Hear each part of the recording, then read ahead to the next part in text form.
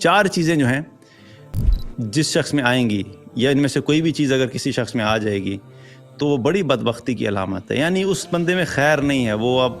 خیر سے محروم ہے. کہ دل ایسا ہو گیا ہے کہ غریب بیچارے جو ہیں وہ بھوک سے مر رہے ہیں اور اس کے پاس پیسہ ہے اور یہ اپنی BMW کے اندر اسی جگہ سے گزر کے جاتا ہے اور اس کو احساس نہیں ہوتا کہ میں ان غریبوں کے لیے کچھ کر سکوں. اپنی آخرت کی تیاری اس طریقے سے رکھے کہ آج اگر میں اس دنیا سے جاؤں تو میں اس حال میں جاؤں کہ میرا کوئی حساب کسی کے ساتھ جو ہے وہ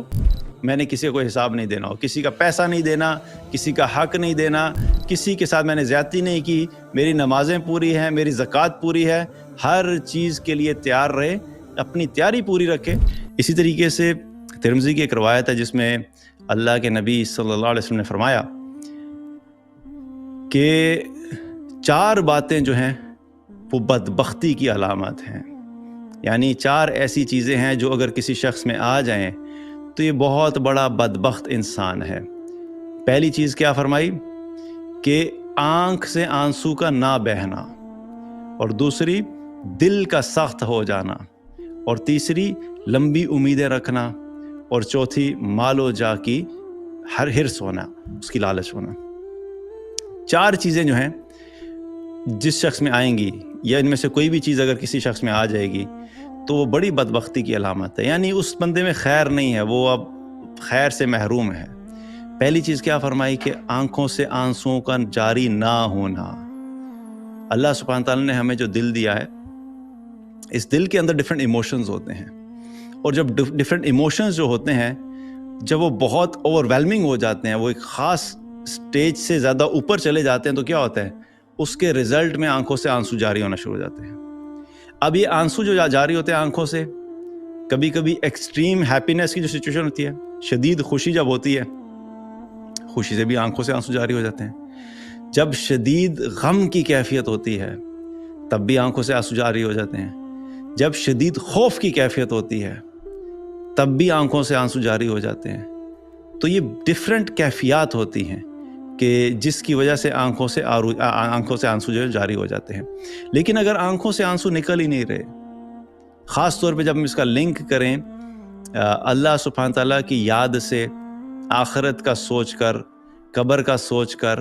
مرنے کے بعد آنے والی زندگی کا سوچ کر, قیامت کا سوچ کر, جنت کا سوچ کر, جہنم کا سوچ کر, اللہ کا دیدار کرنے کا سوچ کر, یہ سب باتیں انسان کے دل میں آئیں, ان کے بارے میں سنیں اور سننے کے بعد آنکھوں سے آنسو جاری نہیں ہو رہے تو یہ بڑی بدبختی کی علامت ہے. دوسری بات کیا فرمائی کہ دل کا سخت ہو جانا. یہ دل ایسا ہے کہ اس کے ارد گرد جو ہے وہ اللہ کے احکامات ٹوٹ رہے ہیں, اس کو کوئی فرق نہیں پڑتا. یہ دل ایسا ہو گیا ہے کہ غریب بیچارے جو ہیں وہ بھوک سے مر رہے ہیں اور اس کے پاس پیسہ ہے اور یہ اپنی BMW کے اندر اسی جگہ سے گزر کے جاتا ہے اور اس کو احساس نہیں ہوتا کہ میں ان غریبوں کے لیے کچھ کر سکوں. یہ دل ایسا سخت ہو گیا ہے کہ اس کے ارد گرد لوگ جو ہیں وہ سفر کر رہے ہیں, ایموشنلی ڈسٹربڈ ہیں, زندگیاں برباد ہوئی ہیں, ان کو ہیلپ چاہیے, ان کو سپورٹ چاہیے, ان کو اچھے الفاظ چاہیے, اس کو چند میٹھے الفاظ چاہیے جس سے اس کی زندگی کو سکون مل سکتا ہے. یہ دے سکتا ہے ان کو, لیکن یہ نہیں دیتا کہ اپنی زندگی میں غافل ہوا ہوا ہے. یہ دل اتنا سخت ہو چکا ہے کہ اس کے سامنے قرآن کی آیات پڑھی جاتی ہیں لیکن یہ آیات سن کے بھی اس کے دل کے اوپر کوئی اثر نہیں ہوتا, تو اس کا دل بڑا سخت ہو چکا ہے. تو یہ کیا ہے, یہ بھی بدبختی کی علامت ہے. اور پھر تیسری چیز آپ صلی اللہ علیہ وسلم نے کیا فرمائی کہ لمبی امیدیں رکھنا, کہ انسان اپنی زندگی کو اس طرح سے پلان کر کے چلے کہ میں نے اپنا 10 سال 20 سال کا پلان بنایا ہوا ہے کہ میں نے 20 سال تک اس دنیا میں کیا کیا کرنا ہے. ایک لمبی امید ہے اس کو, ایسے پلان بنا رہا ہے کہ جیسے اس پاس گارنٹی ہے کہ اس نے اگلے 20 سال تک زندہ رہنا ہے. ٹھیک ہے, پلان بنانے میں کوئی غلط بات نہیں ہے, لیکن یقین کی کیفیت یہ ہو کہ میرے پاس ایک دن بھی نہیں ہے. اپنی آخرت کی تیاری اس طریقے سے رکھے کہ آج اگر میں اس دنیا سے جاؤں